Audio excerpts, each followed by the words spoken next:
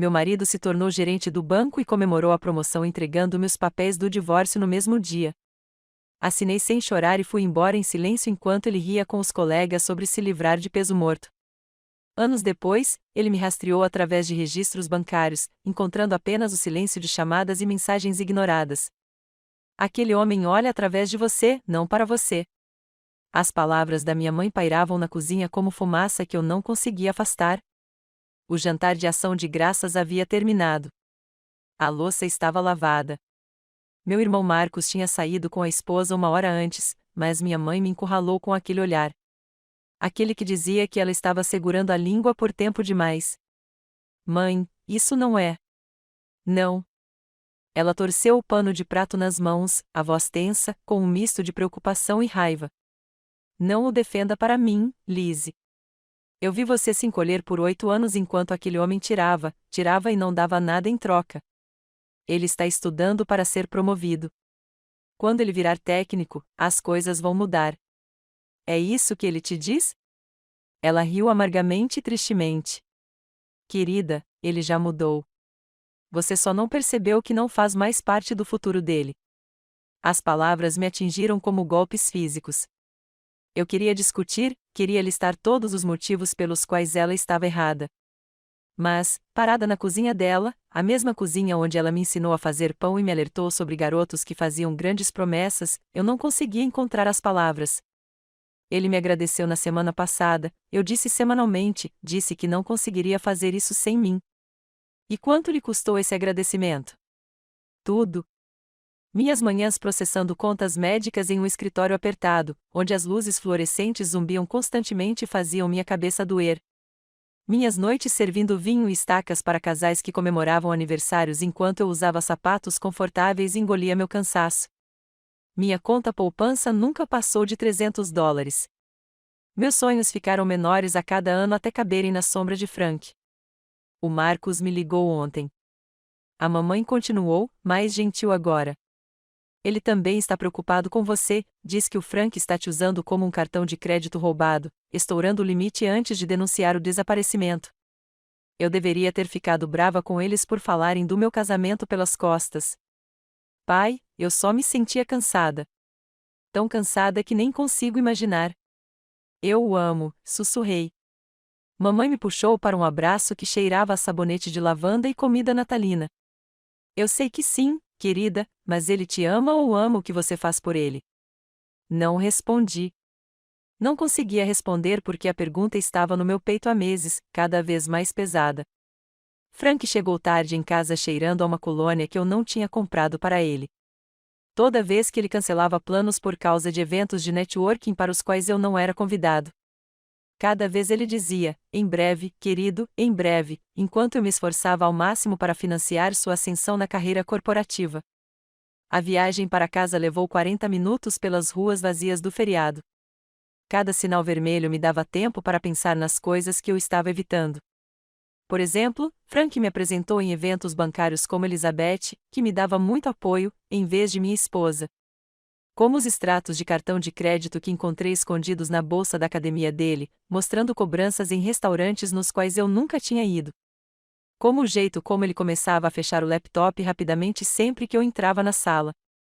Nosso apartamento estava escuro quando cheguei em casa, exceto pela luz da cozinha. Frank estava dormindo à mesa, com a cabeça apoiada em um manual de certificação aberto. Materiais de estudo se espalhavam ao redor dele como uma fortaleza de papel. Xícaras de café formando anéis em páginas que eu não conseguiria ler mesmo se tentasse. Era assim que eu o encontrava na maioria das noites. Dedicado, focado, trabalhando por algo. Coloquei minha bolsa no chão silenciosamente e comecei a juntar as xícaras de café. Foi então que vi o laptop dele ainda aberto. A tela estava escura, mas não apagada. O navegador mostrou uma página que eu nunca tinha visto antes. Pinterest, um quadro intitulado Novo Capítulo. Minha mão pairou sobre o touchpad. Eu não deveria olhar. Eu sabia que não deveria. Mas a pergunta da minha mãe ecoava na minha cabeça: ele te ama ou ama o que você faz por ele? Eu cliquei. A tela se encheu de imagens de apartamentos de solteiros, móveis elegantes, designs minimalistas, tudo moderno e caro, E nada como o nosso apartamento apertado, com o velho sofá da minha avó e suas pilhas infinitas de livros bancários. As legendas me reviram o estômago. Um novo começo. Finalmente livre. A vida de gerente começa. É assim que o sucesso se parece. Percorri uns 20, talvez 30 pins. Cada um era uma janela para um futuro que ele estava planejando sem mim. Cada uma delas era uma prova de que, enquanto eu trabalhava em 2 empregos para nos manter à tona, ele estava planejando sua saída. Um dos pins mostrava um apartamento luxuoso com janelas do chão ao teto. Ele havia escrito embaixo, quase lá. Uma nova vida à espera. Quase lá. 8 anos de jornada dupla. 8 anos de macarrão instantâneo, aniversários ignorados e férias canceladas porque ele precisava se concentrar. 8 anos sendo chamada de apoiadora como se esse fosse meu cargo e não meu cargo de esposa. Fechei o laptop cuidadosamente e olhei para Frank dormindo na mesa. Na luz fraca da cozinha, ele parecia mais jovem, vulnerável, como o cara com quem me casei, que trabalhava como caixa de banco e prometeu que construiríamos algo lindo juntos. Quando essa promessa se tornou singular? Quando nos transformamos em eu e nos deixamos para trás? O frasco de colônia no balcão do banheiro chamou minha atenção quando passei. Algo caro, de grife, com um nome francês que eu não conseguia pronunciar. Peguei-o e li a etiqueta de preço ainda presa na parte inferior. $240. $240 em colônia enquanto eu usava uniformes com pequenas manchas de alvejante e servia comida e sapatos presos com supercola. Desrosqueei a tampa. O aroma era rico, sofisticado, nada parecido com o desodorante de farmácia que ele usava há anos porque não tínhamos dinheiro para comprar o melhor. Era a colônia de um homem que havia chegado a algum lugar. Um lugar para o qual eu não havia sido convidado. Meu celular vibrou. Uma mensagem da Diane, minha melhor amiga desde a faculdade. Você sobreviveu ao jantar em família. Fiquei olhando para a mensagem, para o frasco de colônia na minha mão, para o laptop de Frank no outro quarto, escondendo seu quadro do Pinterest com seus futuros projetos que não me incluíam. Minha mãe diz que Frank olha através de mim, não para mim. Acho que ela tem razão. Os 3 pontos apareceram imediatamente. Desapareceram. Apareceram novamente. Liz, precisamos conversar. Conversar de verdade. Não a versão em que você o defende e eu finjo acreditar em você. Deixei a colônia de lado e voltei para a cozinha. Frank ainda estava dormindo, com a boca ligeiramente aberta e uma mão apoiada em seu manual de certificação, o mesmo manual pelo qual eu havia pago 3 meses atrás, quando ele disse que era essencial para sua próxima promoção. O celular dele estava virado para cima na mesa. A tela acendeu com uma notificação. Vanessa, mal posso esperar por segunda-feira. O jantar estava incrível hoje. Você vai arrasar naquela entrevista para gerente. Jantar hoje à noite, noite de ação de graças, quando ele me disse que estava muito cansado da longa semana e precisava ficar em casa e estudar. Peguei o telefone dele, sem senha. Ele nunca precisou de uma porque eu nunca olhei, nunca questionei, nunca duvidei. As mensagens com Vanessa datavam de meses atrás. Nada abertamente romântico, mas íntimo de um jeito que me deixou com um aperto no peito. Piadas internas, conversas noturnas, fotos de eventos bancários que eu nem sabia que existiam. Uma mensagem de 2 semanas atrás. Elizabeth ainda não sabe. Resposta do Frank. Não, e ela não vai. Assim que eu for contratada, eu cuido disso. Ela não vai fazer cena. Ela é boazinha demais para isso. Bonita demais. Bonita demais para questionar. Bonita demais para reclamar. Bonita demais para perceber que eu estava sendo usada e descartada como algo que já não tinha mais utilidade. Coloquei o telefone exatamente onde o encontrara. Minhas mãos estavam firmes. Minha respiração estava calma, mas algo dentro de mim havia se transformado, endurecido em uma forma que eu ainda não reconhecia. Frank se mexeu, levantando a cabeça da mesa. Seus olhos estavam turvos de sono. Ei, murmurou. Quando você voltou? Agora mesmo, ele se espreguiçou, bocejando. Como foi o da sua mãe? Ótimo. Ótimo. Isso é bom. Ele ficou reunindo seus materiais de estudo sem realmente olhar para mim. Vou dormir. Amanhã é um grande dia. Tenho que revisar antes da entrevista na segunda-feira. A entrevista com o gerente. Sim. Ele sorriu, e foi um sorriso genuíno de um jeito que piorou tudo. É isso, Liz. Tudo pelo que trabalhamos. Nós.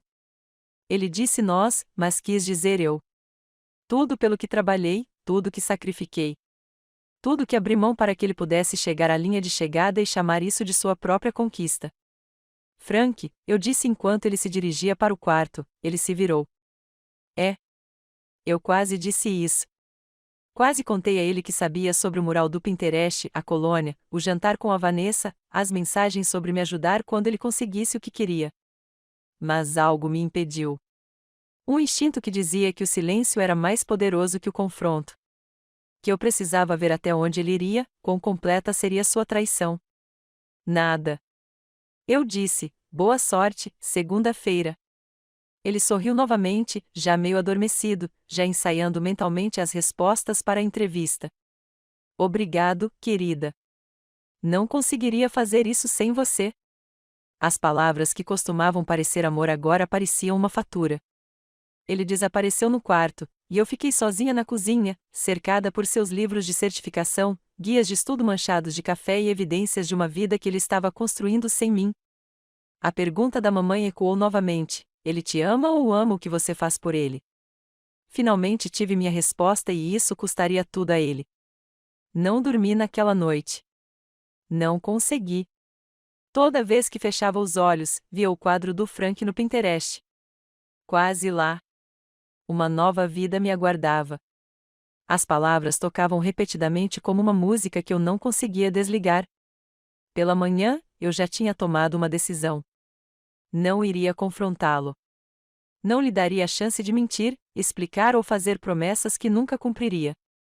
Eu iria aparecer na cerimônia de promoção dele, sorrir e ver exatamente até onde ele iria.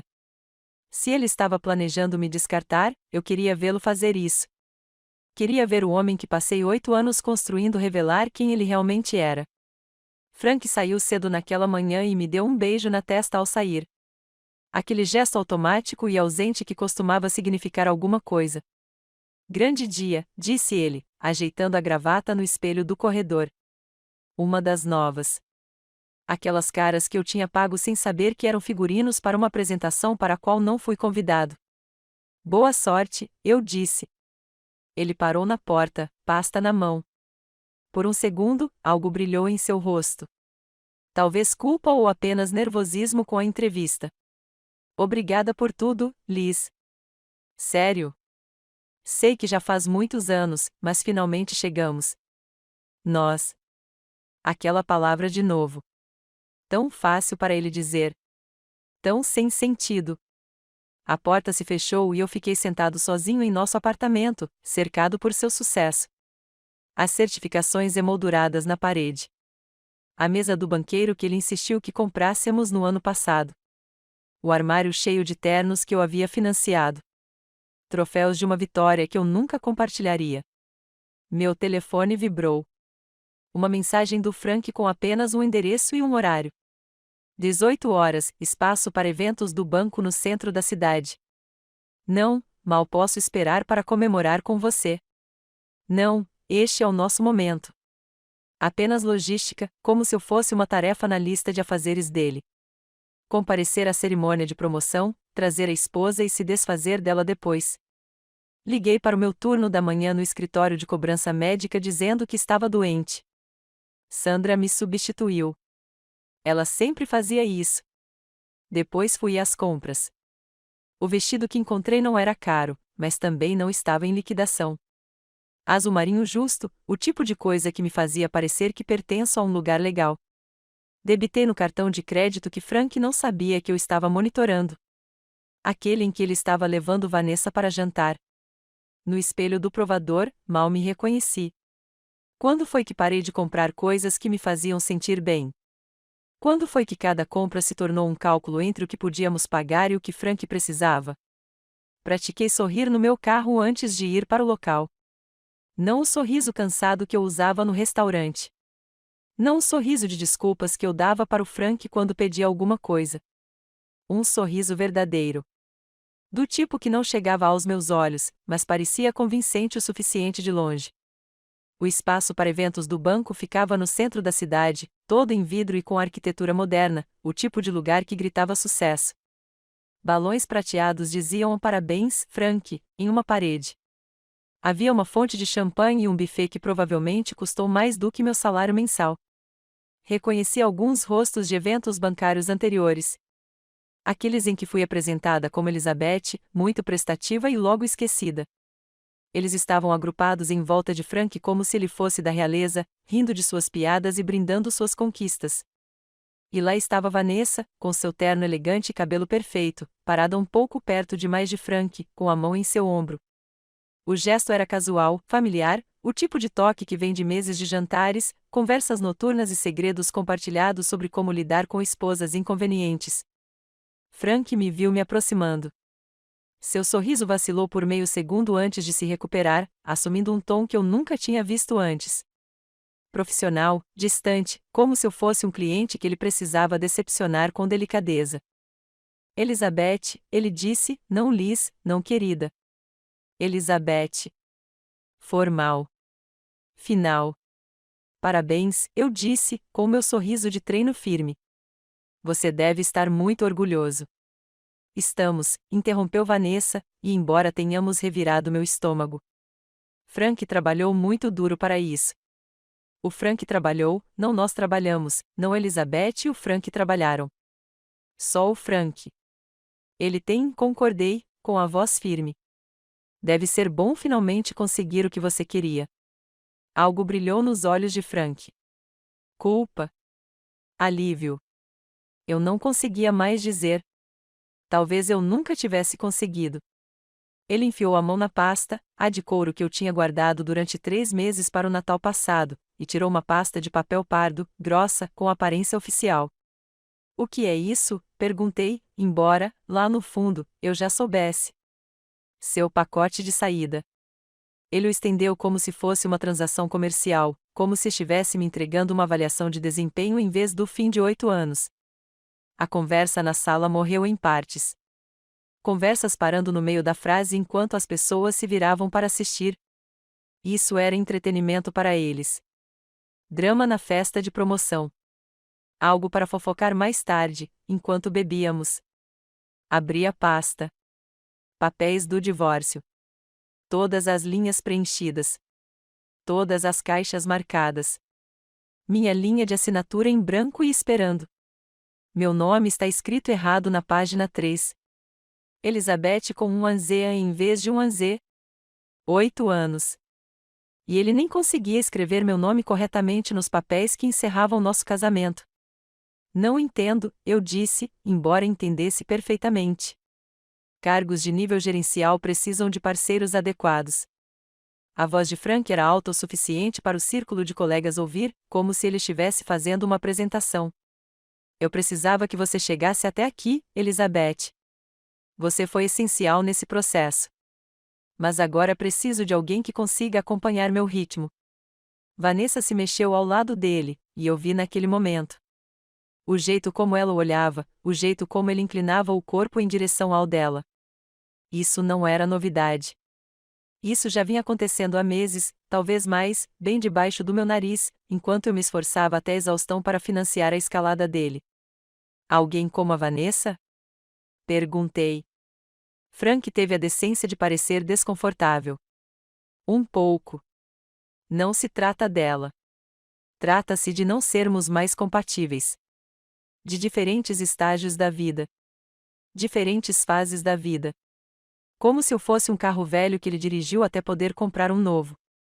Uma mulher que eu nunca tinha visto sussurrou para o homem ao lado dela. Finalmente, ela disse alto o suficiente para eu ouvir. Ele está infeliz há anos. Miserável, apesar de ter trabalhado em 2 empregos. Embora eu tivesse pago todas as contas, embora eu tivesse sacrificado todos os sonhos para que ele pudesse perseguir os dele.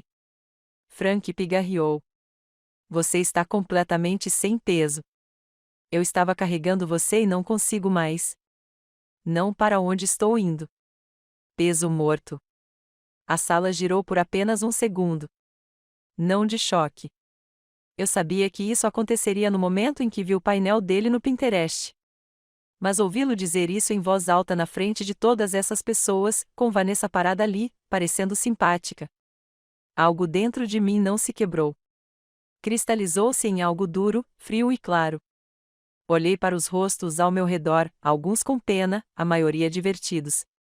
Todos eles cúmplices daquela execução pública que Frank havia orquestrado. Isso foi intencional. Ele fez isso ali, na frente dos colegas, para garantir que eu não fizesse uma cena. Não revidasse. Ficaria humilhado demais para fazer qualquer coisa além de ir embora em silêncio. Ele me chamou de gentil demais na mensagem que mandou para Vanessa. Gentil demais para questionar. Gentil demais para reclamar. Ele estava certo sobre uma coisa. Eu estava farta de ser simpática. Enfiei a mão na bolsa e peguei a caneta que havia trazido. A mesma que eu pretendia usar para assinar a papelada da hipoteca de uma casa que nunca compraríamos. Minha mão estava firme. Minha respiração estava calma. Assinei cada página sem ler uma única palavra.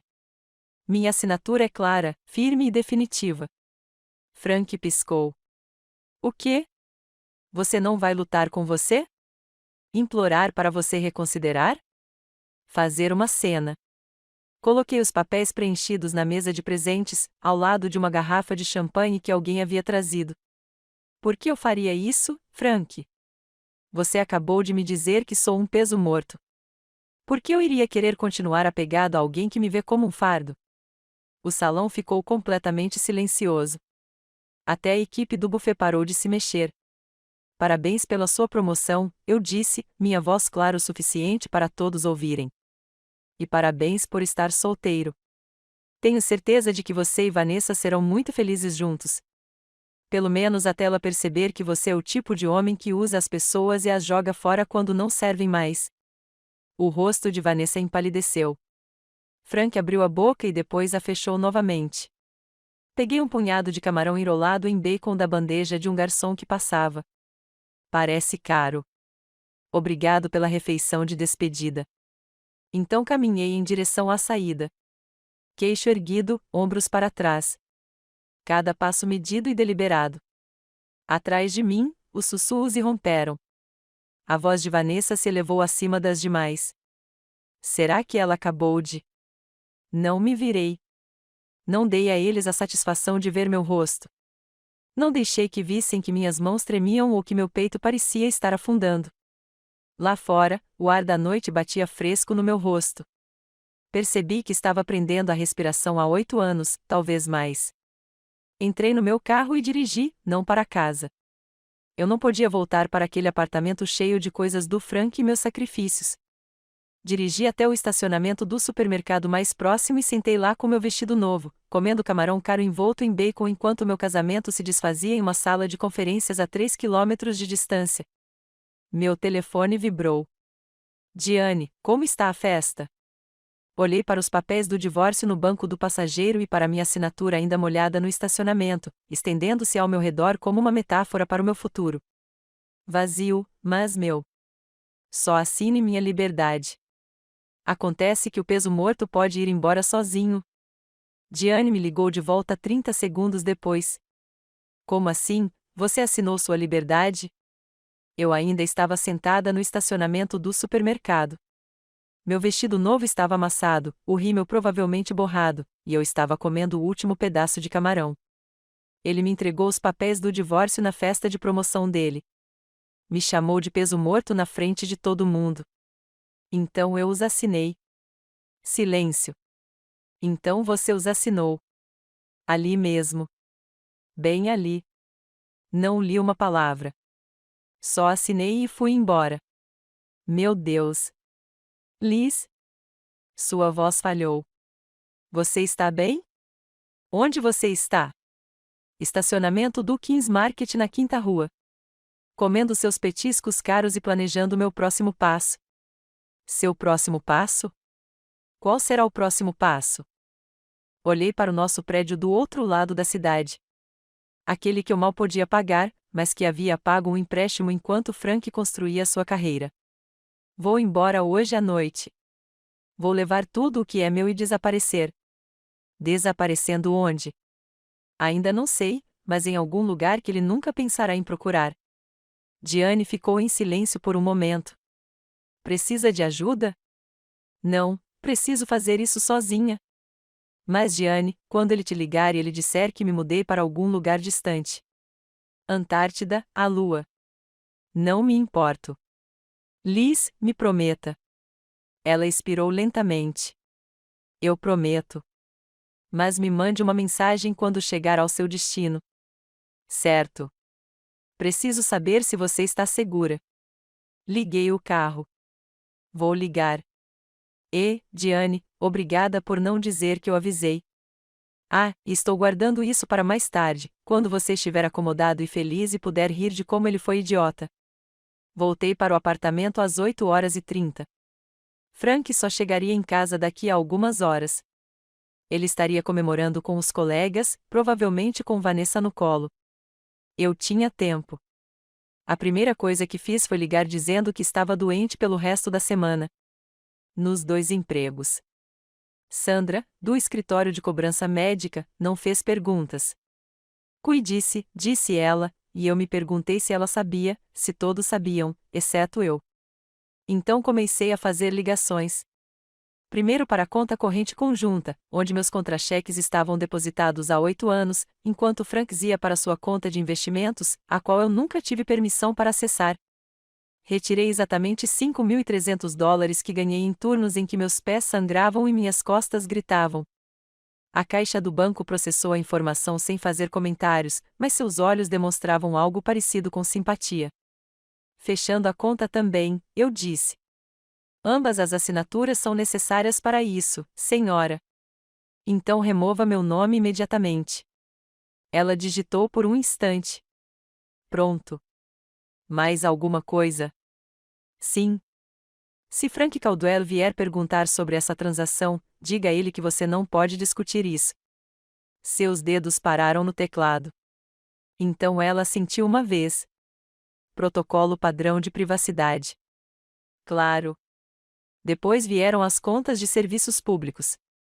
Todas estavam no meu nome porque o crédito do Frank estava péssimo quando nos conhecemos. Muitos cartões estourados. Muitos pagamentos atrasados. Eu tinha apostado tudo em mim para ajudá-lo a construir nossa vida juntos. Agora eu estava destruindo tudo. O corte de energia elétrica estava previsto para amanhã de manhã. O representante perguntou se eu tinha certeza. Tenho certeza absoluta, eu disse. Internet cancelada. Serviço de água encerrado. Até o pacote premium de TV a cabo que Frank usava para assistir ao noticiário financeiro todas as manhãs. Acabou. Eu queria que ele voltasse para casa, para a escuridão, para o silêncio, para entender como era quando sua fundação desaparecia sem aviso. O próximo passo foi o plano de saúde. Meu plano, através do escritório de cobrança médica, cobria nós dois. Liguei para o RH, expliquei que estava me divorciando e solicitei a remoção imediata de Frank. Isso entra em vigor no final do mês, disse a mulher. Você pode fazer isso antes? Tecnicamente, o divórcio é um evento qualificador na vida. Posso processá-lo a partir de hoje, se você tiver a documentação. Tirei uma foto dos papéis do divórcio que Frank me deu e enviei por e-mail. Enviando agora. Recebido.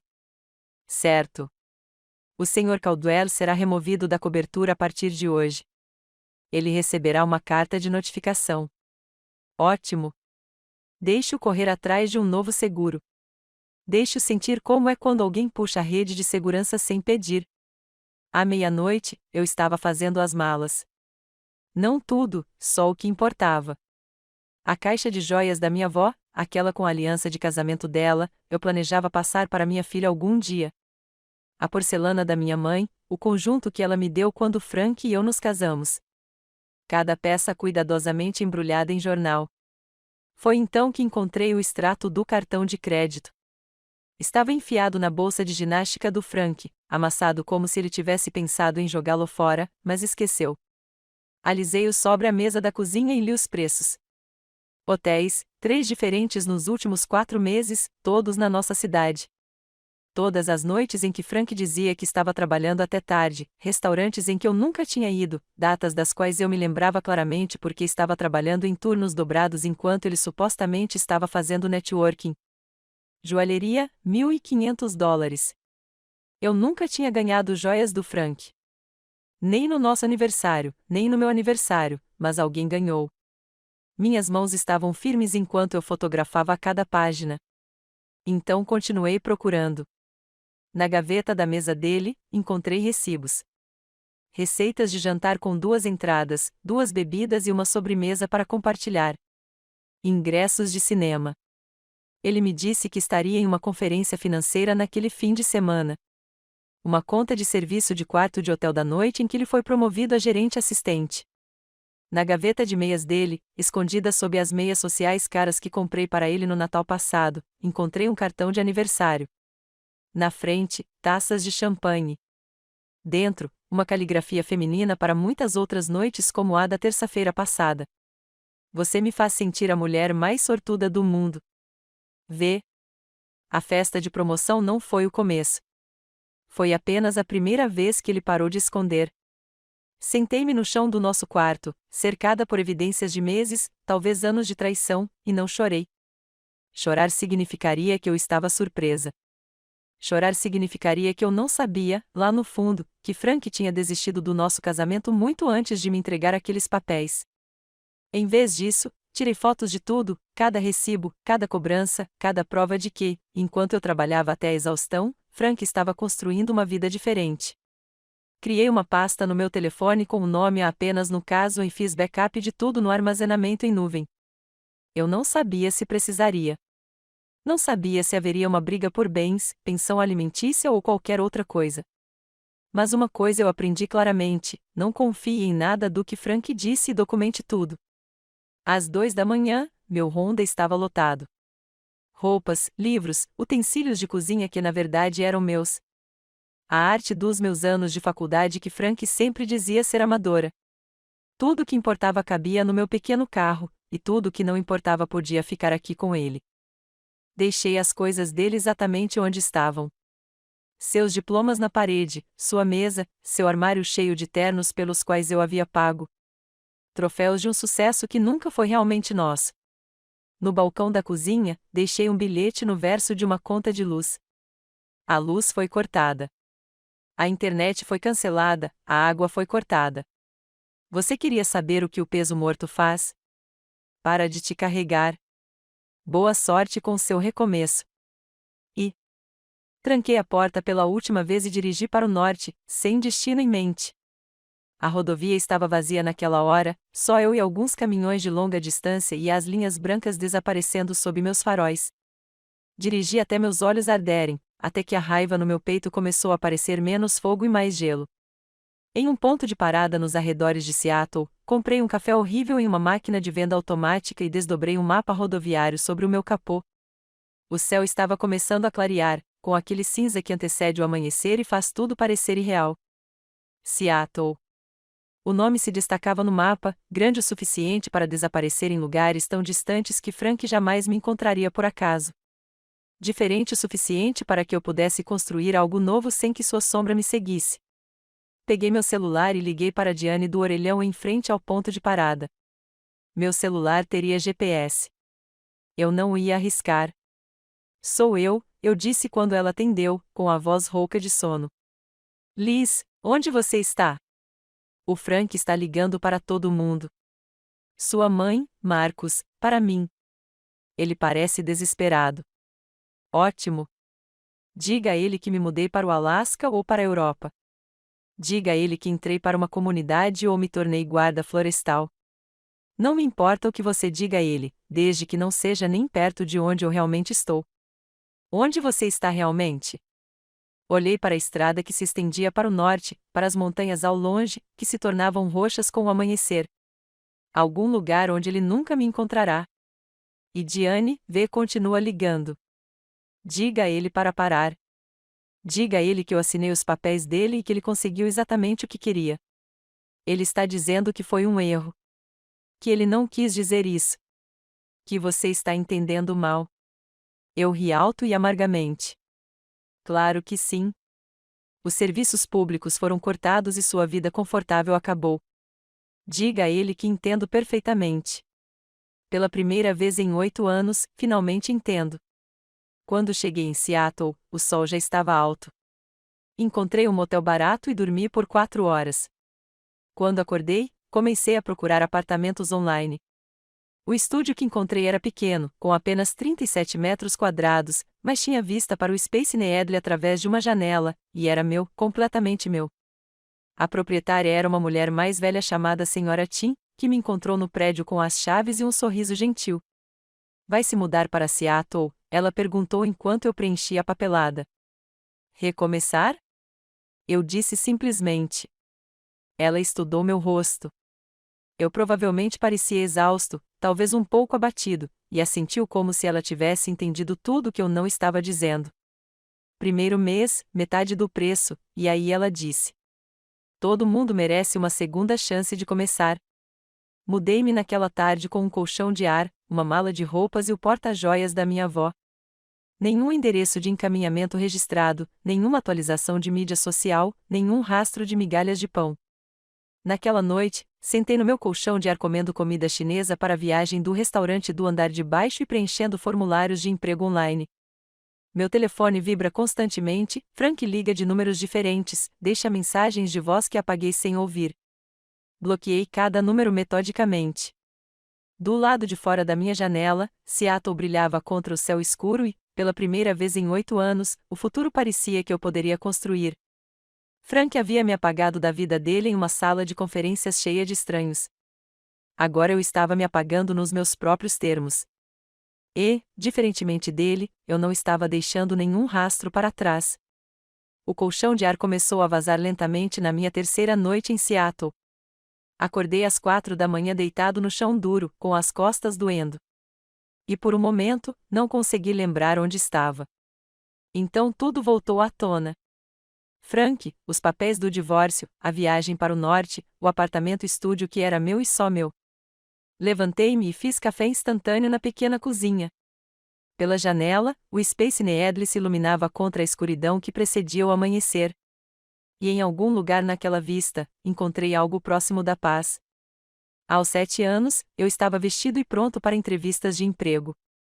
Eu me inscrevi para 15 vagas no fim de semana, e 3 já tinham respondido. Os 2 primeiros foram desastrosos.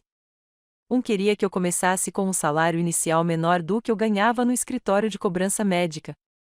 Outro tinha um técnico que me lembrava tanto o Frank que saí no meio do intervalo. O terceiro foi diferente. Catherine Walsh dirigia o departamento de cobrança de uma empresa de tecnologia de médio porte em South Lake Union. Seu escritório era iluminado, organizado e coberto de fotos de caminhadas e reuniões familiares. Ela olhou para o meu currículo por uns 30 segundos antes de largá-lo e me estudar. Você é super qualificado para essa posição, ela disse. Fiquei com o estômago embrulhado. Posso, mas algo me diz que você precisa de um lugar onde as pessoas realmente respeitem o seu trabalho. Ela se recostou na cadeira. Estou certa? Abri a boca para dar uma resposta profissional, algo polido e apropriado para uma entrevista. Em vez disso, o que saiu foi sim. Catherine sorriu. Você começa na segunda-feira. O salário é de 62 mil mais benefícios. O horário é das 8 horas às 17 horas. Nada de fins de semana, a menos que você se voluntarie. Temos intervalos de almoço de verdade e ninguém verifica e-mails depois das 18 horas. Parece ótimo. Quase chorei ali mesmo no escritório dela. Parece perfeito. Ótimo. Bem-vinda ao time, Elizabeth. Aquela primeira semana no novo emprego foi como acordar de um pesadelo. Minhas colegas de trabalho, Jessica Thomas, e uma mulher mais velha chamada Linda, me convidaram para almoçar no meu segundo dia. Perguntaram sobre meus planos para o fim de semana. Perceberam quando eu aprendia um novo sistema e disseram coisas como ótimo trabalho ou você está aprendendo rápido, como se estivessem falando sério. Na sexta-feira, Jessica trouxe cupcakes de aniversário e insistiu que eu levasse 2. Parece que você precisa de mais açúcar, ela disse, sem maldade. Estresse do novo emprego. Algo assim. Thomas, lá em cima. Não se preocupe, Catherine é dura, mas justa. Você vai se dar bem aqui. Na verdade, mantemos as pessoas por mais de 6 meses, o que é raro na área de tecnologia. Pela primeira vez em quase uma década, me senti uma pessoa em vez de um mero pagador. Como se meu trabalho importasse mais do que financiar as ambições de outra pessoa. A cafeteria perto do meu apartamento se tornou meu ritual de sábado de manhã. Foi lá que encontrei o panfleto do grupo de caminhada da Patrícia. Um papel rosa-choque com uma foto de 6 mulheres no topo de uma montanha, abraçadas, rindo de algo fora da câmera. Coletivo feminino de caminhada. Todos os níveis são bem-vindos. Primeira caminhada gratuita. Eu nunca tinha feito trilhas na vida. Frank sempre dizia que era perda de tempo quando poderíamos estar fazendo algo produtivo, o que geralmente significava ele estudando enquanto eu trabalhava, mas algo naquela foto me atraiu. Essas mulheres pareciam felizes, livres, como se não estivessem carregando o peso de ninguém além do seu próprio. Enviei uma mensagem para o número no folheto e recebi uma resposta em minutos de alguém chamada Patrícia. Domingo, 7 horas. Encontro no início da trilha Rattlesnake Led. Traga água e calçados adequados. Nós cuidamos do resto. Aquela primeira caminhada de domingo quase me matou. Minhas pernas gritavam depois do primeiro quilômetro. Meus pulmões queimavam no ar rarefeito da montanha. Fiquei para trás do grupo quase imediatamente, tropeçando em raízes e pedras enquanto tentava recuperar o fôlego. Patrícia apareceu ao meu lado como se estivesse esperando. Ela devia ter uns 60 anos, cabelos grisalhos presos em uma trança e o tipo de presença firme que vinha de anos lidando com emergências. Mais tarde, descobri que ela foi enfermeira de trauma por 30 anos. Primeira vez? Ela perguntou, tão óbvio. Você está indo muito bem. Só vá com calma. A montanha não vai a lugar nenhum. Caminhamos juntos por um tempo. Ela acompanhou meu ritmo mais lento sem reclamar. As outras mulheres, entre 20 e 50 anos, paravam periodicamente para esperar, oferecendo água e encorajamento sem me fazer sentir um fardo. Lá em cima, olhando para as cascatas com o sol da manhã tingindo tudo de dourado, senti algo que não sentia há anos. Liberdade. Liberdade de verdade. Aquela que vinha de me manter de pé, com meus próprios pés, em um lugar onde Frank nunca tinha estado e nunca me encontraria. Patrícia me entregou sua garrafa d'água. Do que você está fugindo? Disse ela baixinho. Ele não pode te seguir até aqui. Tomei um longo gole e olhei para o vale que se estendia abaixo de nós. Você tem razão. As mensagens começaram 2 semanas depois que desapareci. Frank ligou primeiro para o meu número antigo, aquele que eu tinha cancelado antes de sair. Quando isso não funcionou, ele começou a ligar para todos os outros. Diane me mandou prints das mensagens de voz dele. Diga a Elizabeth que precisamos conversar. Isso é ridículo. Diga a ela que ela está sendo infantil. Podemos resolver isso. Diga a ela que cometi um erro. Por favor, diga a ela para me ligar. Diane me ligou depois da 10ª mensagem. Ele parece perturbado. Liz, o que você quer que eu faça?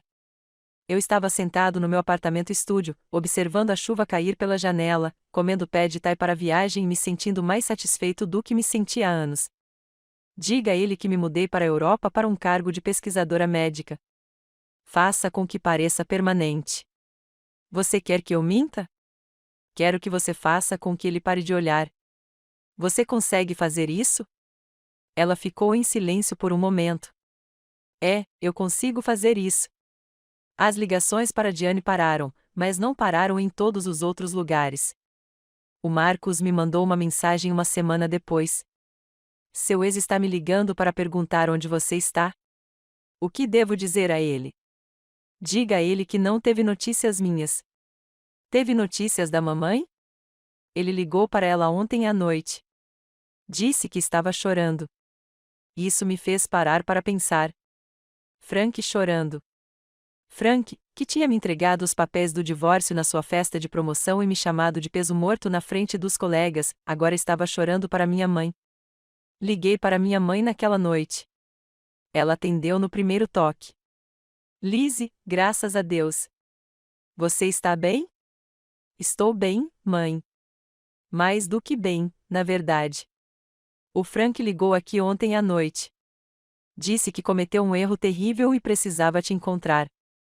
O que você disse a ele? Que alguns erros você não pode corrigir. A voz dela era firme. Aquele garoto teve 8 anos para te tratar bem e escolheu te humilhar. Ele não pode chorar por isso agora. Obrigada, mãe. Onde você está, meu amor? Sério? Um lugar seguro. Um lugar onde ele não me encontre. Eu te conto eventualmente, mas não agora. Preciso de um tempo para ser eu mesma, sem que ninguém saiba onde estou. Ele entendeu. Claro que ela entendeu. Me ligue uma vez por semana para que eu saiba que você está vivo. É tudo o que peço. Eu vou. Eu prometo. Tudo ficou bem por cerca de 3 semanas. Eu estava me adaptando à minha rotina. Trabalhava fazendo trilhas nos fins de semana e, aos poucos, mobiliava meu apartamento com achados de segunda mão.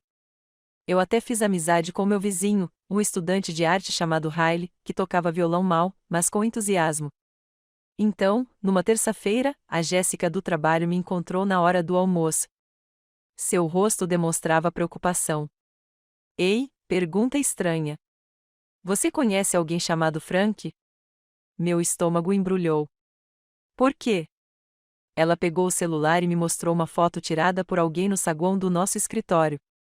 Um homem uniformizado de banco conversando com a recepção. Eu o reconheci imediatamente, mesmo de costas. Ele veio aqui hoje de manhã dizendo ser seu marido. Disse que havia uma emergência familiar e que precisava do seu contato. A segurança o impediu de entrar, mas ele estava fazendo muitas perguntas e tirando fotos do prédio. O pet thai que comi no almoço virou chumbo no meu estômago. Que tipo de perguntas? Em que andar você trabalhava, a que horas costumava chegar, se mencionou onde morava. A expressão de Jéssica ficou sombria. Nossa recepcionista sentiu uma vibração estranha e chamou a segurança. Esse cara está te perseguindo? Sentei-me com cuidado na mesa do café. Estamos divorciados. Estamos nos divorciando. Eu o deixei e ele não está lidando bem com isso. Devemos nos preocupar? Você precisa que o sinalizemos no nosso sistema de segurança? Sim, por favor. E Jéssica, se ele voltar, não conte nada a ele. Nem confirme meu trabalho aqui. Ela apertou meu ombro. Já está feito. Catherine também foi notificada. Levamos isso a sério. Naquela noite, sentei-me no meu apartamento tentando descobrir como Frank havia encontrado meu local de trabalho. Eu tinha sido cuidadoso. Sem atualizações nas redes sociais, sem endereço de encaminhamento, sem rastros em papel. Então me dei conta. Meu cartão de débito. Eu usava na cafeteria perto do meu escritório, no supermercado a 2 quadras de distância e no restaurante tailandês onde fazia pedidos 2 vezes por semana. Frank era gerente de banco. Ele tinha acesso aos sistemas de transações. Ele estava rastreando minhas compras. Perceber isso me fez sentir violado novamente. Não bastava ele ter me humilhado, me usado, me descartado. Agora ele estava usando seu acesso profissional para me caçar como se eu fosse algum tipo de bem que ele tivesse perdido. Abri uma nova conta em outro banco. Na manhã seguinte, transferi cada centavo e fechei a conta antiga completamente. Então liguei para o advogado cujo cartão Catherine me deu durante minha primeira semana, só por precaução. Ela disse, Michelle Rives atendeu no segundo toque. Rives Law, como posso ajudar? Meu ex-marido está usando o cargo de gerente de banco para rastrear as transações do meu cartão de débito. Ele apareceu no meu local de trabalho. Isso é legal? A voz dela ficou mais grave. Não, isso se chama violação de privacidade de dados e é um crime federal. Você tem certeza de que é isso que ele está fazendo? Certeza absoluta. Ele é gerente do First National. Mudei de banco, mas preciso saber o que mais posso fazer. Documente tudo. Toda vez que ele entrar em contato com você ou aparecer em algum lugar, cada ligação, cada mensagem, cada avistamento, precisaremos disso para uma ordem de restrição. Ela fez uma pausa. E Elizabeth, o que ele está fazendo não é só assustador. Esse criminoso. Nós vamos detê-lo. Desliguei e olhei ao redor do meu pequeno apartamento, meu espaço seguro, meu novo começo. Frank tirou 8 anos da minha vida. Levou minhas economias, meus sonhos, meu senso de autoestima. Mas ele não ia aceitar isso. Ele não ia aceitar o meu futuro. Peguei meu telefone e comecei a documentar tudo, começando pelo dia em que ele me entregou os papéis do divórcio e me chamou de peso morto. Frank queria me encontrar. Tudo bem, deixe-o descobrir o que aconteceu quando o peso morto finalmente parou de te carregar e começou a revidar. A documentação levou 3 dias para ser concluída. Cada mensagem de voz que Frank deixou no celular de dia. Cada mensagem para Marcos, capturas de tela da minha conta bancária encerrada com a data e hora em que gastei minha metade, fotos da aparição dele no local de trabalho que Jéssica havia tirado. As informações de contato do advogado estavam no meu telefone como uma rede de segurança da qual eu esperava não precisar. Mas documentar a perseguição de Frank significava revivê-la. E no terceiro dia, eu estava exausta de um jeito que não tinha nada a ver com falta de sono. No sábado de manhã, caminhei até a livraria e cafeteria na Pine Street, o único lugar em Seattle que havia se tornado meu. Não é meu em Franks. Não é um lugar para onde fui por necessidade. É só meu. Pedi meu café com leite caro de sempre e encontrei meu lugar perto da janela, de onde eu podia observar a chuva e fingir que estava lendo, enquanto na verdade apenas existia sem propósito ou pressão. A loja estava mais cheia do que o normal. Todas as mesas estavam ocupadas.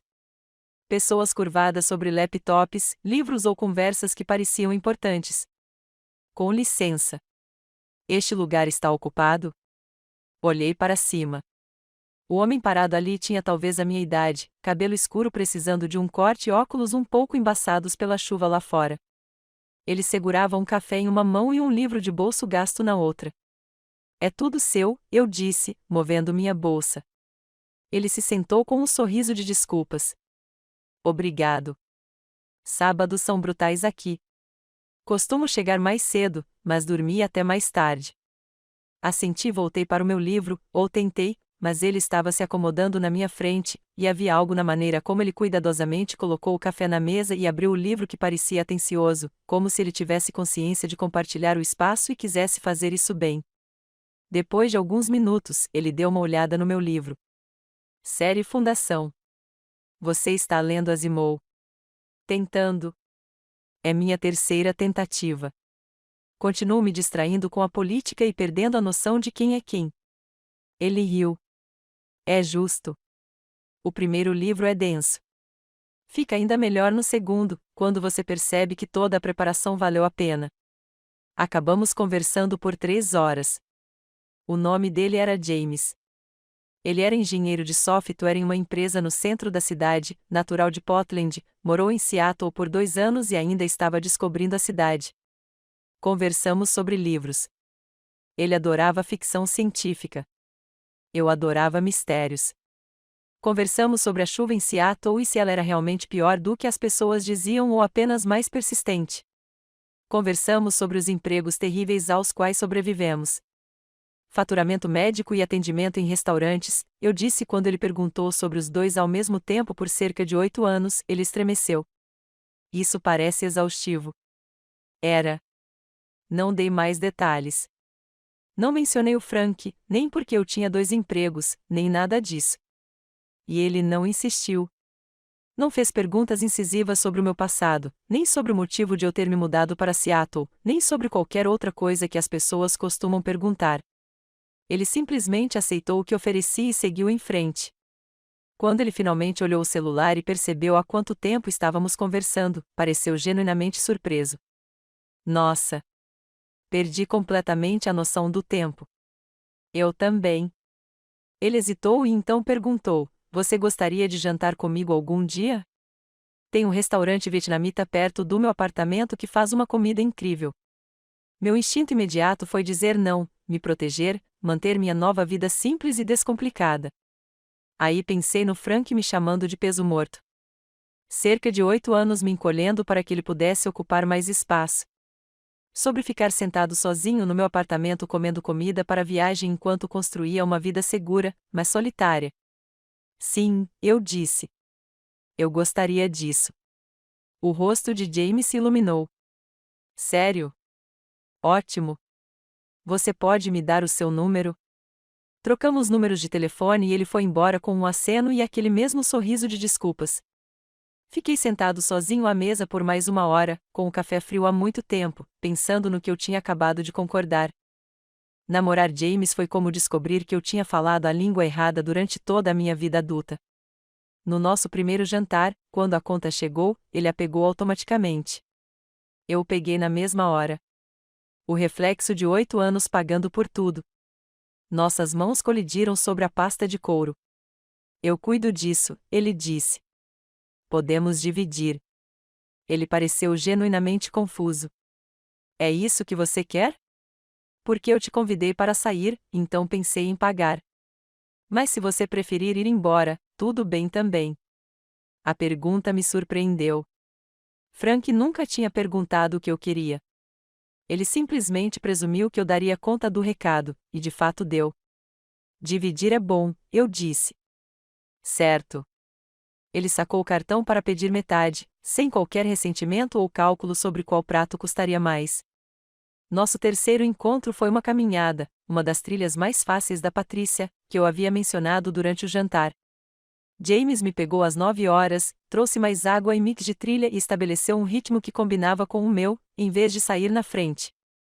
Na metade da subida, pisei em pedras soltas. Meu tornozelo torceu e caí com força, me apoiando nas mãos. A dor subiu pela minha perna tão forte que fez meus olhos lacrimejarem. Liz, você está bem? James estava ao meu lado imediatamente, ajoelhado na trilha de terra. Tentei me levantar e fiz uma careta.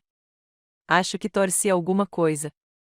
Ele me ajudou a sentar corretamente e cuidadosamente arregaçou a perna da minha calça para verificar o inchaço. Suas mãos eram gentis e metódicas. Não é tão ruim assim. Você consegue colocar peso nele? Eu tentei. Por pouco. Não muito. Frank teria suspirado. Teria feito algum comentário sobre como isso arruinou a caminhada ou como deveríamos ter ficado em casa. Eu me preparei para isso. E o James disse: parece que vamos pegar o caminho panorâmico de volta. Devagar e sempre. Ele pegou minha mochila e a colocou na dele. Apoie-se em mim. Nós vamos te ajudar a descer. Levamos o dobro do tempo para voltar ao estacionamento. James fez piadas horríveis o caminho todo. Por que a bicicleta não conseguia ficar em pé sozinha? Como se chama um urso sem dentes? Papai brincou tão mal que não consegui parar de rir, apesar da dor. No apartamento dele, ele me colocou no sofá com gelo e travesseiros e colocou um filme antigo que nenhum de nós tinha visto. Conforto e distração, ele disse. Melhor tratamento para ferimentos leves.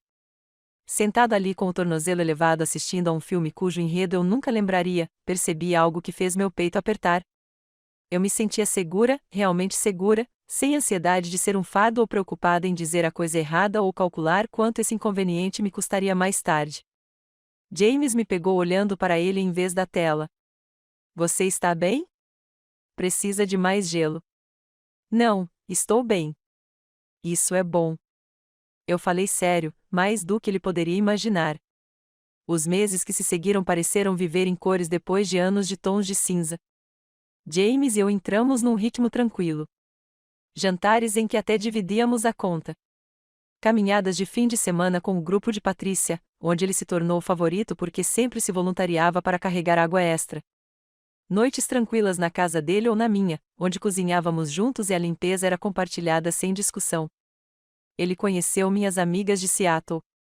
Jéssica do trabalho, Patrícia das trilhas, Riley da casa ao lado. Ele se encaixou perfeitamente, fazendo todos rirem, fazendo perguntas genuínas e estando presente de uma forma que Frank nunca esteve. 6 meses depois de ter chegado a Seattle, eu estava lendo no meu café habitual quando alguém se sentou na minha frente sem pedir permissão. Olhei para cima meio que esperando James e congelei. Frank, ele estava com uma aparência horrível. Seu terno estava amassado, como se tivesse dormido com ele. Seus olhos estavam vermelhos e fundos. Suas mãos tremiam ao redor da xícara de café que segurava. Elizabeth. Meu nome saiu meio estranho, como se ele tivesse ensaiado. Todos os meus instintos me gritavam para correr, para pegar minhas coisas e ir embora antes que ele pudesse dizer o que quer que tivesse vindo aqui, mas algo me fez ficar. Curiosidade, talvez. Ou a necessidade de encará-lo agora que eu era forte o suficiente para fazer isso sem me quebrar. Frank, fechei meu livro com cuidado. Como você me encontrou? Estou procurando há meses.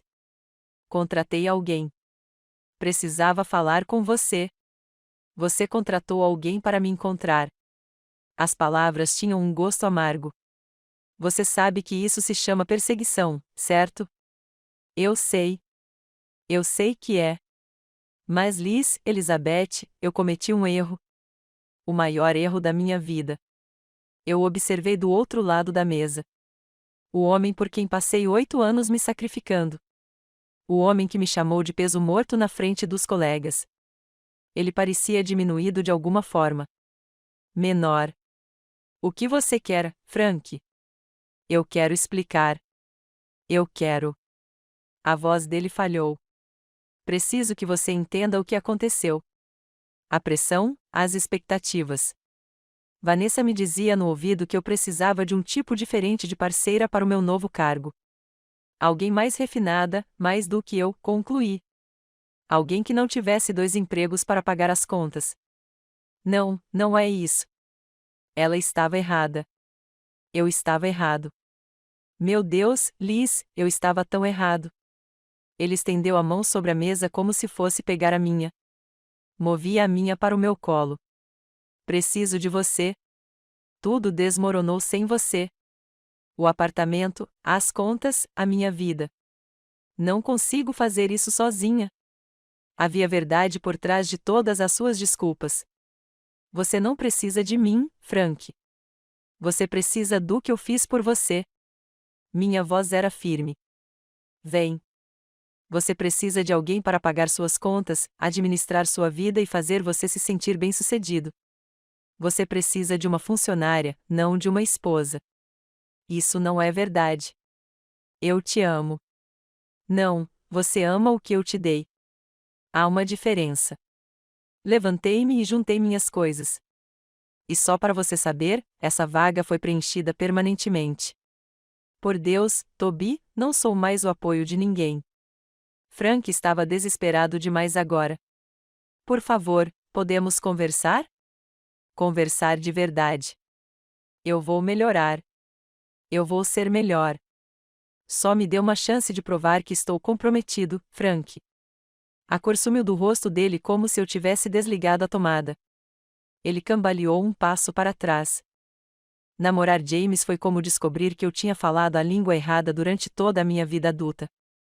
No nosso primeiro jantar, quando a conta chegou, ele a pegou automaticamente. Eu o peguei na mesma hora. O reflexo de 8 anos pagando por tudo. Nossas mãos colidiram sobre a pasta de couro. Eu cuido disso, ele disse. Podemos dividir. Ele pareceu genuinamente confuso. É isso que você quer? Porque eu te convidei para sair, então pensei em pagar. Mas se você preferir ir embora, tudo bem também. A pergunta me surpreendeu. Frank nunca tinha perguntado o que eu queria.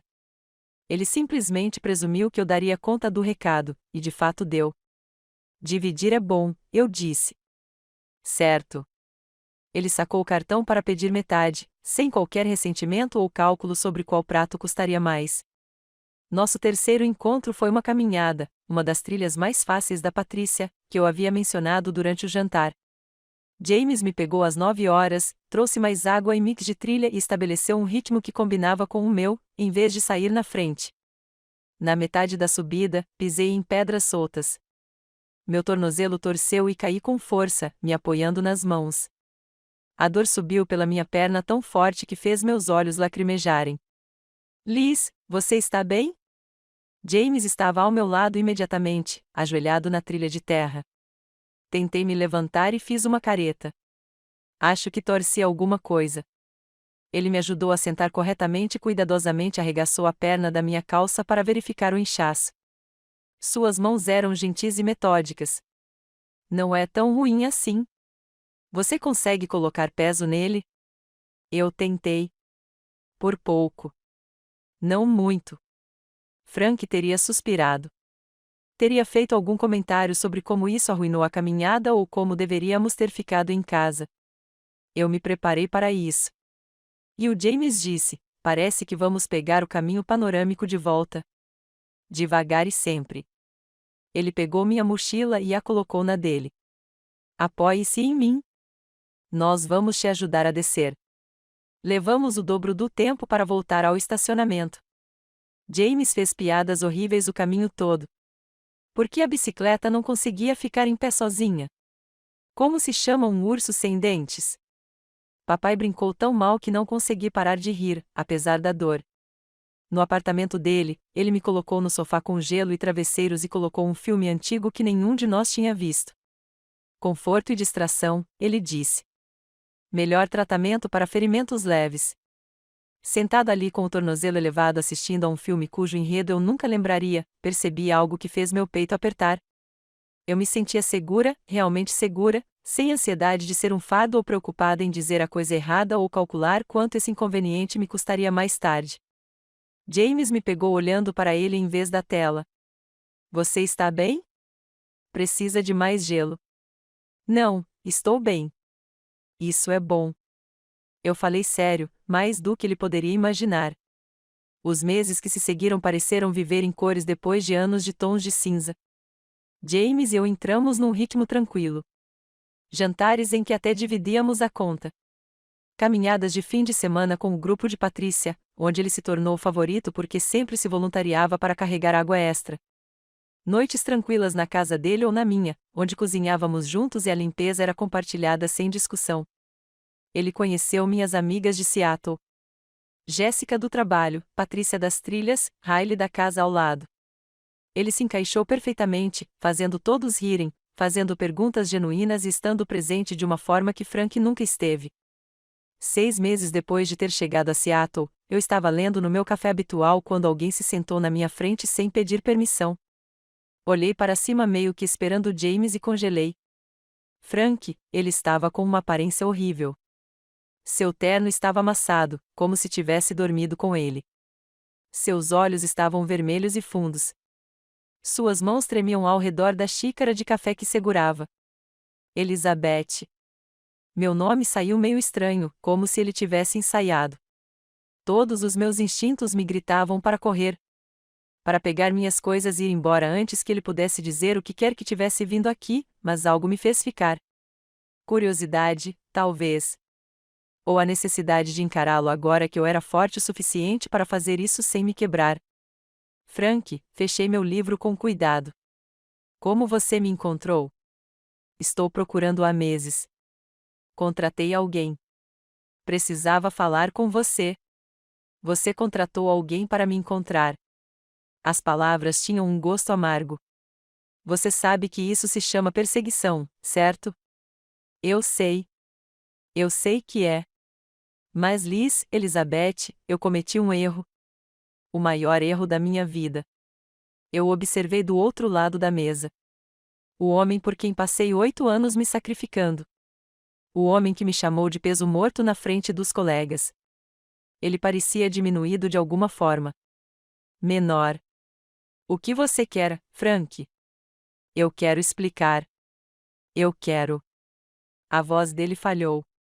Preciso que você entenda o que aconteceu. A pressão, as expectativas. Vanessa me dizia no ouvido que eu precisava de um tipo diferente de parceira para o meu novo cargo.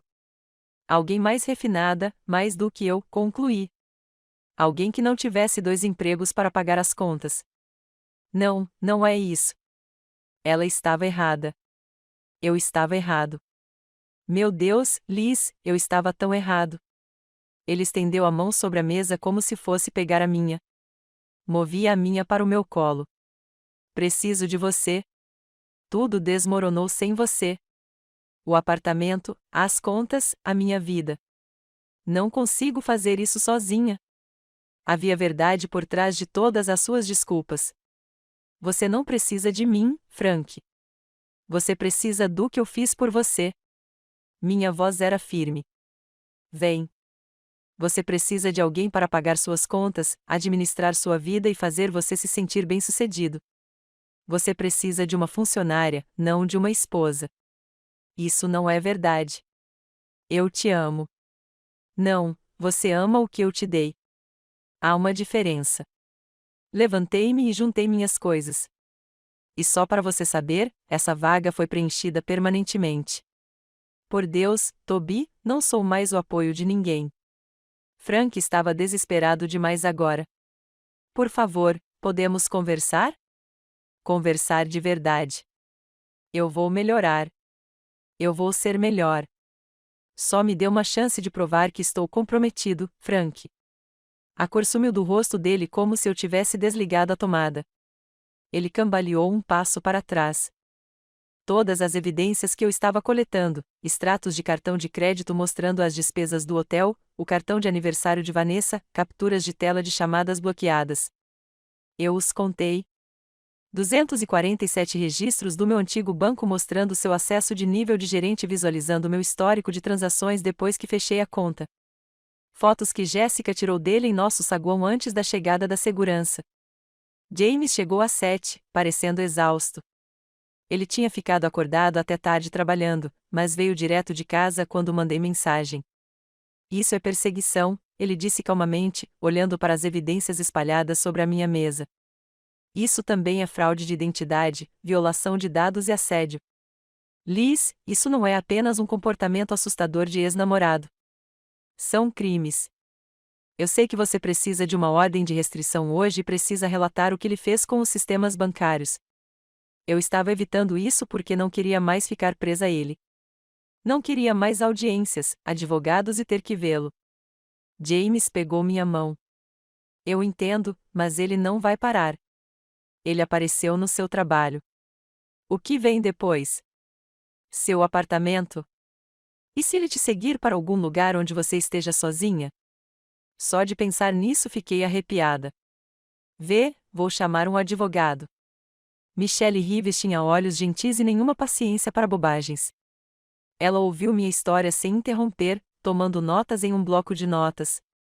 Quando terminei, ela largou a caneta e olhou diretamente para mim. Seu ex-marido cometeu vários crimes. Usar o cargo dele para acessar seus registros financeiros é crime federal. Aparecer no seu local de trabalho depois de ter sido instruído a parar de assediá-lo. Contratar alguém para te rastrear através das fronteiras estaduais transforma isso em algo muito mais sério. O que eu faço?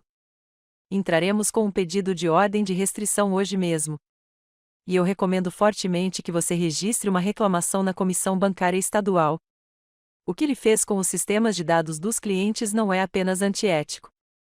É uma violação que pode custar-lhe a licença. Minhas mãos tremiam. Terei que vê-lo no tribunal? Sim, para audiência de ordem de restrição, mas estarei com você e geralmente é breve. O juiz analisa as provas e toma uma decisão. E a comissão bancária é uma investigação à parte. Você prestará uma declaração, fornecerá provas, e eles cuidarão disso. Frank será suspenso enquanto a investigação estiver em andamento. Se encontrarem irregularidades, e com base no que você me disse, descobrirão, ele enfrentará demissão e uma marca permanente em seu histórico profissional. Pensei na cara do Frank quando ele foi promovido a gerente. O orgulho, a certeza de que finalmente tinha conseguido. Aquele escritório de vidro era o sonho dele, aquilo pelo qual ele sacrificou nosso casamento. Agora eu estava prestes a tirá-lo dele. Faça isso, eu disse. Arquive tudo. A reclamação à comissão bancária exigiu uma declaração formal. Sentei-me em frente a um investigador chamado Peterson. 50 e poucos anos, olhos cansados, a expressão de alguém que já tinha visto todas as variações de uma conduta corporativa. Explique-me a linha do tempo, ele disse, com a caneta em mãos. Sim, eu fiz.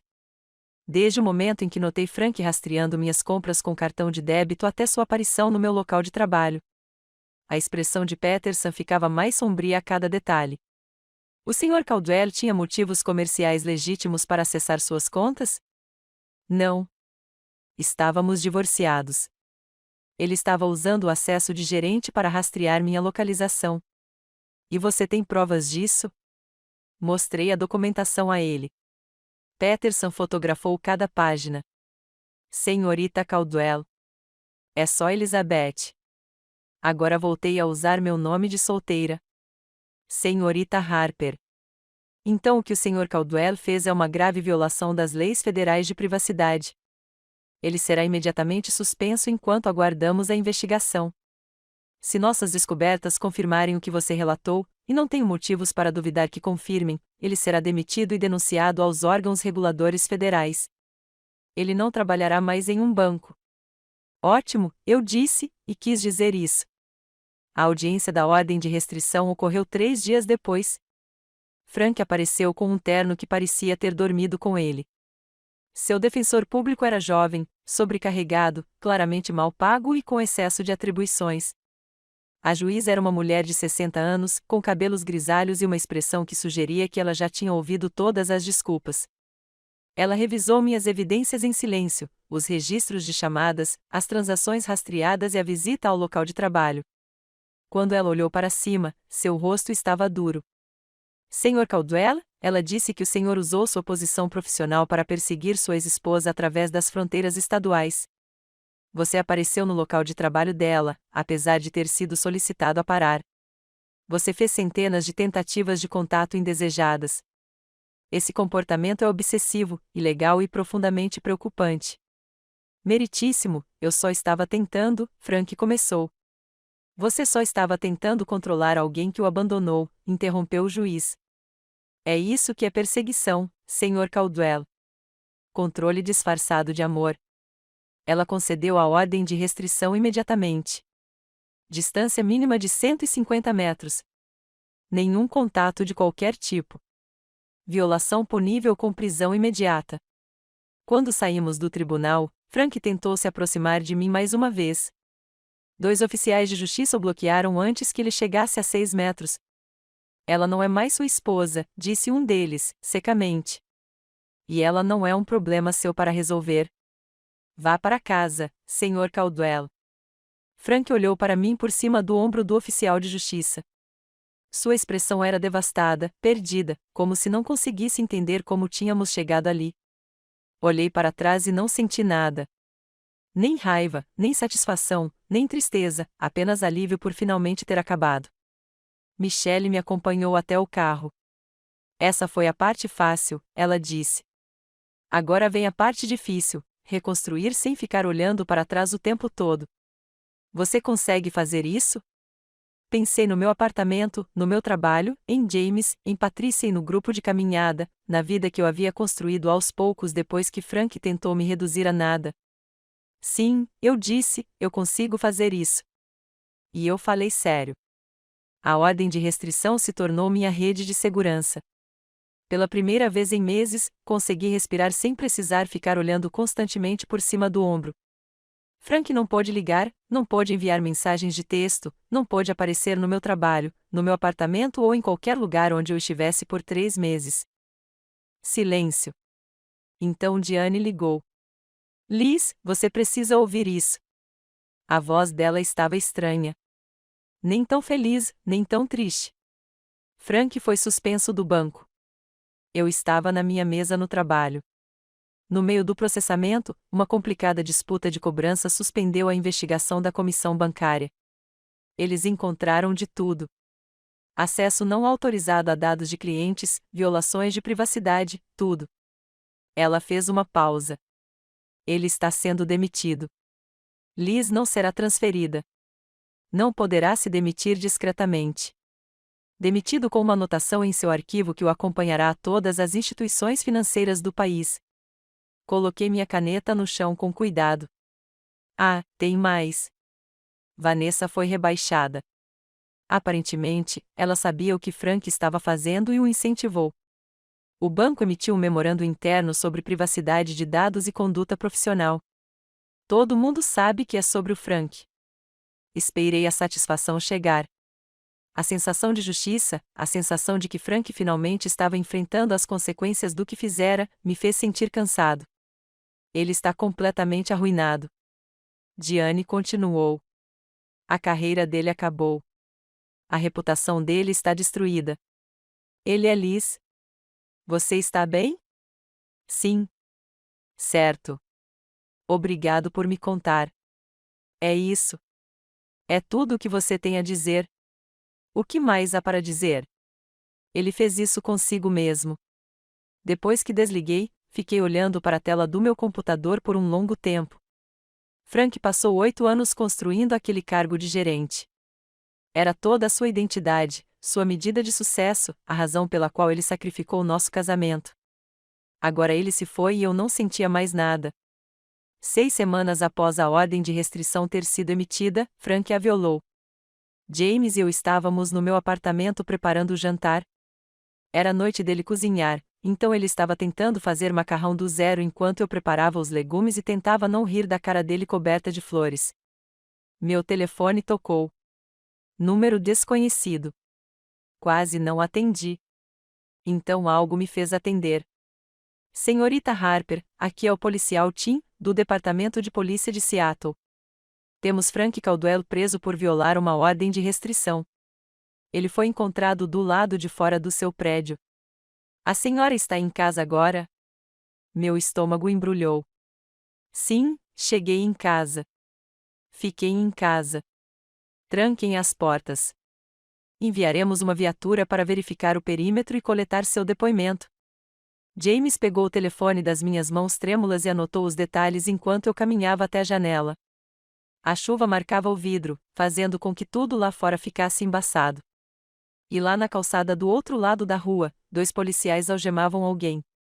Frank não estava lutando, não estava correndo, apenas parado ali na chuva, deixando que o algemassem, olhando para minha janela como se pudesse me obrigar a descer e salvá-lo. Não olhe, disse James, me puxando para longe da janela. Você não precisa ver isso, mas eu já tinha visto. O rosto de Frank, desesperado, perdido, destruído. O policial que veio colher meu depoimento foi gentil. Você quer prestar queixa? Você tem todo o direito de violar a ordem de restrição. Pensei em dizer não, em deixá-lo ir com um aviso. Em ser uma pessoa melhor. Então pensei em 8 anos me tornando menor para que Frank pudesse ser maior. 8 anos dizendo sim quando eu queria dizer não. 8 anos sendo legal demais. Sim, eu disse. Quero prestar queixa. Toda vez que ele faz isso, ele está me dizendo que meus limites não importam. Cansei de ensinar essa lição. Frank passou 3 noites na prisão. Quando ele saiu, Diane me contou que ele fez as malas e voltou para sua cidade natal, a 6 horas de distância. Seus sonhos de empresário se espalharam como cinzas. Sua carreira em ruínas. Sua vida irreconhecível. Eu deveria ter me sentido vitorioso. Em vez disso, só me senti aliviado por finalmente ter acabado. James a pediu em casamento em uma trilha nas montanhas em abril, 6 meses após a prisão de Frank. O grupo de caminhada da Patrícia estava lá. Ela o ajudou a planejar tudo, organizando um piquenique surpresa no cume. Quando cheguei ao topo, exausto e feliz, todos estavam esperando com champanhe, flores e sorrisos enormes. James se ajoelhou sobre uma rocha com vista para as cascatas. Elizabeth Harper, você é a pessoa mais forte que conheço. Você reconstruiu toda a sua vida do nada e criou algo lindo. Quero passar o resto da minha vida construindo algo com você. Quer se casar comigo? Eu disse sim antes que ele terminasse a pergunta. Todos aplaudiram. Patrícia chorou. Alguém estourou o champanhe e brindamos no topo da montanha enquanto o sol se punha sobre Seattle. Mais tarde, quando estávamos planejando o casamento, pensei em Frank se deveria lhe enviar um convite. Uma prova final de que eu não apenas sobrevivi, mas prosperei. Aquele peso morto aprendeu a voar. Michelle, minha advogada, me convenceu a não fazer isso. Você deixou claro o seu ponto, disse ela durante uma de nossas últimas consultas. Ele violou uma ordem de restrição e foi preso. A carreira dele acabou. Ele sabe que você seguiu em frente e ficou noiva. Não precisa esfregar a sua felicidade na cara dele. Apenas seja feliz. Essa é a melhor vingança. Ele estava certo. Frank não merecia um lugar no meu novo começo, nem mesmo como um fantasma assombrando a periferia. Mas enviei um aviso aos pais dele. Eles eram pessoas gentis.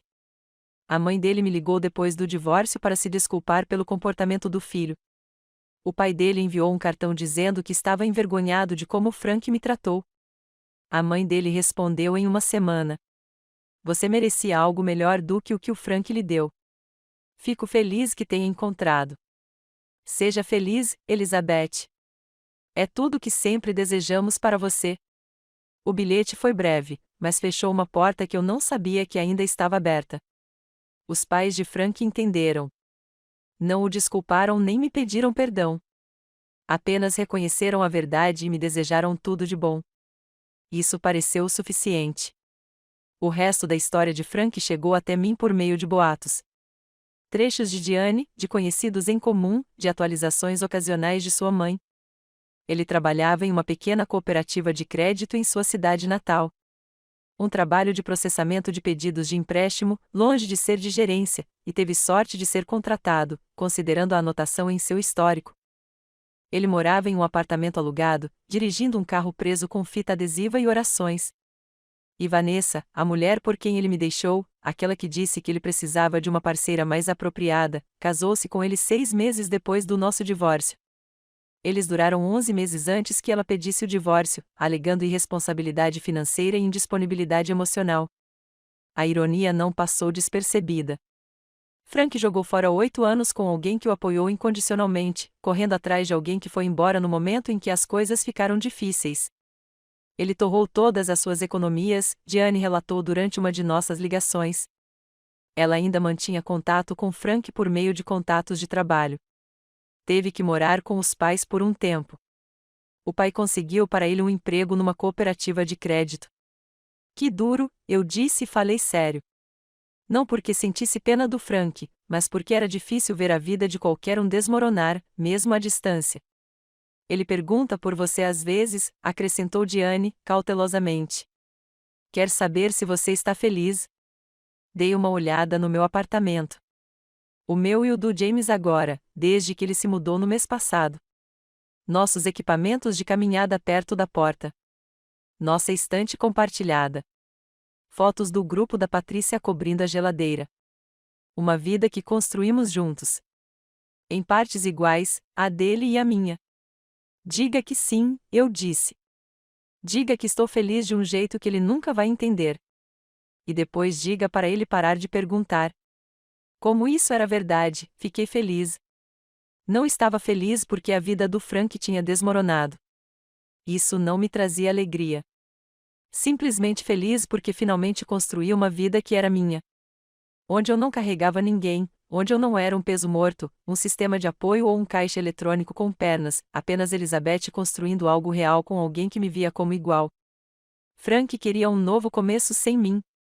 Ele conseguiu. E em algum momento, eu também consegui o meu. A diferença é que o meu estava funcionando. O planejamento do casamento avançou. Uma cerimônia pequena.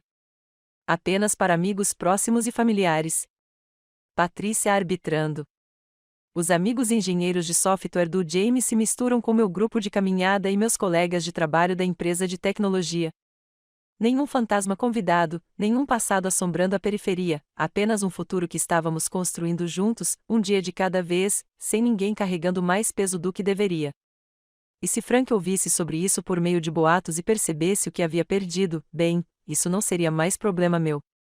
Algumas fundações, uma vez derrubadas, não podem ser reconstruídas. Frank estava aprendendo isso da maneira mais difícil. E eu estava aprendendo algo diferente. Que ser chamado de peso morto por alguém que estava te afogando não significa que você não pode voar. Isso significa que eles nunca olhavam para cima. O casamento aconteceu em um jardim no final de setembro, 2 anos depois de eu ter assinado os papéis do divórcio em uma sala de conferências e abandonado 8 anos da minha vida. 70 convidados, não centenas de colegas do Frank que mal sabiam meu nome. Apenas 70 pessoas que realmente queriam estar lá.